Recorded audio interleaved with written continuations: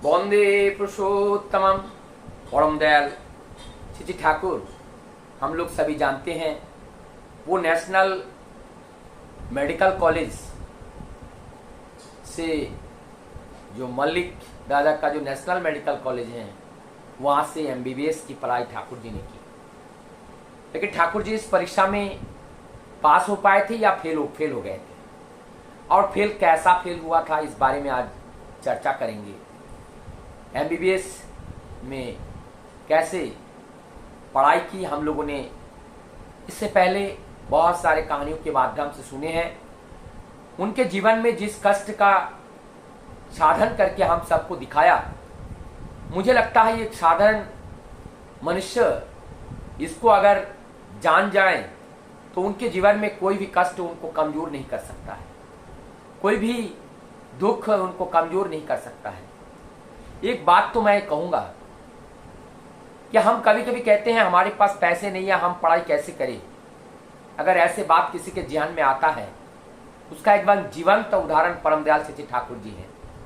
ठाकुर जी की इस बायोग्राफी को जब हम पढ़ते हैं, उनकी इस जीवनी को वास्तव में जब हम दर्शन करते हैं, तो मुझे लगता है अर्थ हमारे जीवन गति हमारी इच्छा शक्ति को कमजोर नहीं कर सकते हैं।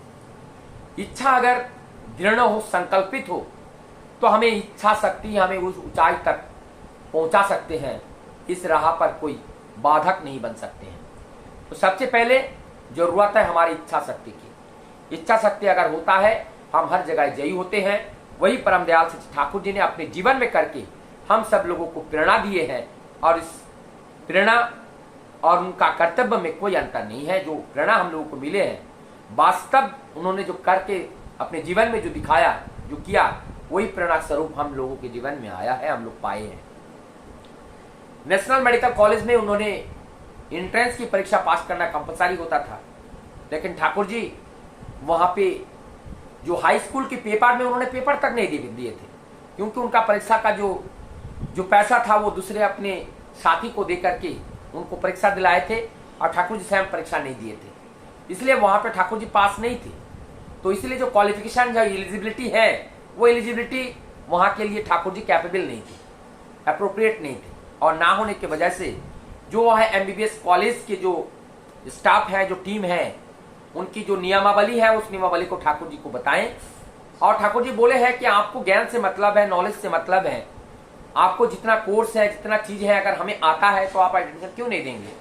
हमारी चाहे वो कागजी डिग्री डिप्लोमा ना हो, लेकिन हमारे पास वो ज्ञान है। आप परीक्षा करके देखिए, अगर हम पास हो जाते हैं तो आप भर्ती लीजिए, और नहीं होता है तो आप भर्ती मत लीजिए। तो इस बात को जब कहा, उन्होंने कहा कि बात तो सत्य है। तो उन्होंने ठाकुर जी की परीक्षा लेते हैं, और परीक्षा लेकर के परीक्षा में उत्तीर्ण होते हैं। ठाकुर जी वहाँ पे नेशनल मेडिकल कॉलेज में वहाँ पे भर्ती होते हैं। पढ़ाई वहाँ का चलती है। विषम परिस्थितियों के अंदर युद्ध करके, उस युद्ध में विजय प्राप्त करके परम दयाल वहाँ से एमबीबीएस की पढ़ाई को पास करते हैं।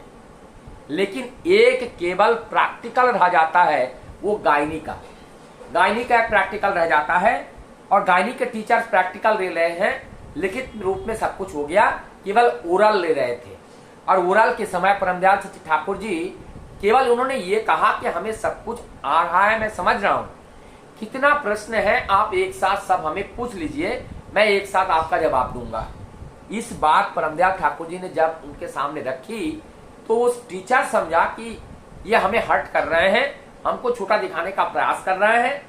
और इस तरह अपने आप के उनके अंदर एक अहंकार सा आ गया, और उस अहंकार ने ठाकुर जी का ऊपर उन्होंने दुर्व्यवहार किया।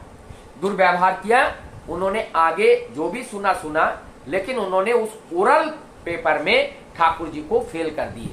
और जब ओरल में ठाकुर जी फेल हो गए, तो परीक्षा में ठाकुर जी फेल हो गए। तो इसी प्रकार से ठाकुर जी जब वो एमबीबीएस को में ठाकुर जी को फेल कर दिए, लेकिन ठाकुर जी और वहां पे आगे उस पढ़ाई को पास करने के लिए वहां प्रयास नहीं किए। उस डिग्री के लिए वो घर वापस आते हैं। और जब घर वापस आते हैं, आने के बाद आर्थिक अवस्था उस समय उतनी अच्छी नहीं थी। अच्छा, इससे पहले ठाकुर जी का जो सरकार साहब के माध्यम से उनका दीक्षा होता है। सरकार साहब वो कहते हैं कि हमारा जो कार्य है वो संपन्न हो गया, अब हम जा सकते हैं। ये कह करके वो अपने प्राण छोड़ देते हैं और पंचतत्व में विलीन हो जाते हैं। यहाँ तक की यहाँ घटना है। परम दयाल श्री ठाकुर जी का जो दीक्षा का दायित्व है वो माता मनमोहिनी के ऊपर सरकार साहब ने दिए थे। और माता मनमोहिनी ने इस नाम को जब ठाकुर जी के कान में पहली बार दिए, ठाकुर जी मूर्छित हुए। और उसके बाद ठाकुर जी ने जो कहा कि इस नाम हम गर्भ से ही जपते हुए आ रहे हैं और ये स्वतः निरंतर ये नाम हमारे अंदर चलती है। इस बात को यहाँ तक रखा। इसके बाद उनका ये साधना जीवन चलता रहा, डॉक्टरी जीवन की पढ़ाई पूरी हुई। अब वो आते हैं गांव में जब आते हैं तो वहां पे वसंत शाह नाम का एक व्यक्ति है। उन्होंने कहते हैं हमारा परिवार भाई बहुत बड़ा है, तो हम आपको डॉक्टरी करने के लिए डिस्पेंसरी और कुछ मेडिसिन की व्यवस्था हम कर देंगे और आप हमारे घर पर रह करके डॉक्टरी करेंगे। हमारे घर के सदस्य का जो भी बीमार पड़े उस बीमारी को आपको ठीक करना है और आपको हमारे घर के जो पेशेंट आप देखेंगे उनका जो पैसा होगा वो नगद हम दे देंगे। क्योंकि वो जो बसंत शाह थे वो अर्थवान थे, पैसे वाले थे। और इसके साथ साथ एक मुकुंद बसु नाम का ये भी एक जो धन बलशाली व्यक्ति थे, उन्होंने भी उनका समर्थन किया और उन्होंने भी सहयोग किया। तो ये जो मुकुंद बसु और वसंत शाह दोनों ने मिल करके उनको श्री ठाकुर जी का जो चिकित्सा की व्यवस्था वहाँ डिस्पेंसरी कर दी। ठाकुर जी आप डिस्पेंसरी में बैठने लगे और यथावत वहाँ पे प्रैक्टिस करने लगे। लेकिन उनका जो डॉक्टरी करने का जो शैली था वो बड़ा अजीब गरीब था।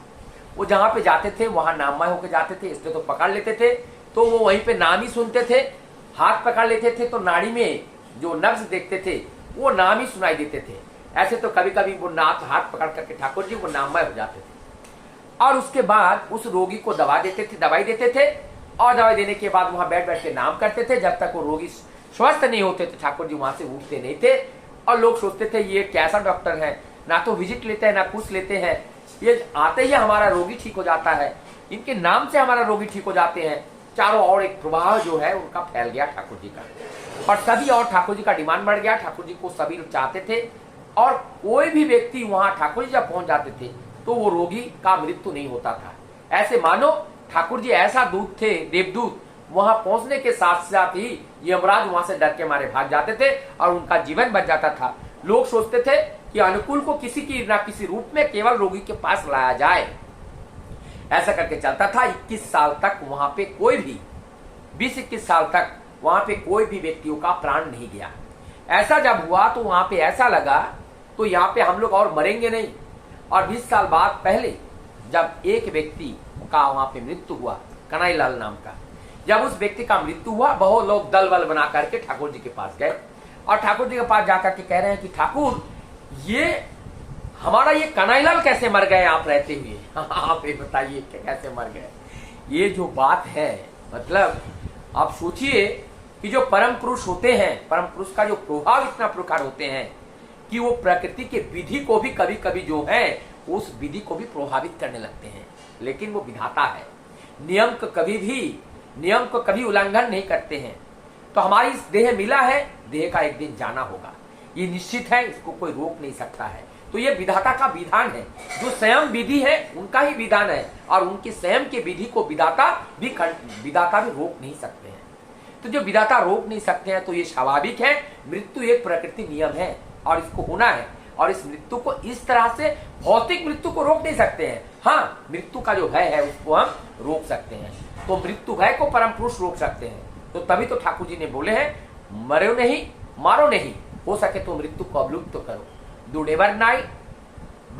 Never die nor cause death but resist death to death. इस मृत्यु को हम रेसिस्ट कर सकते हैं, इस मृत्यु भय को हम पराजय कर सकते हैं, ये तो कर सकते हैं। लेकिन हम इनको पूरी तरह से इस मृत्यु से भय नहीं पाना है, क्योंकि देह का परिवर्तन है।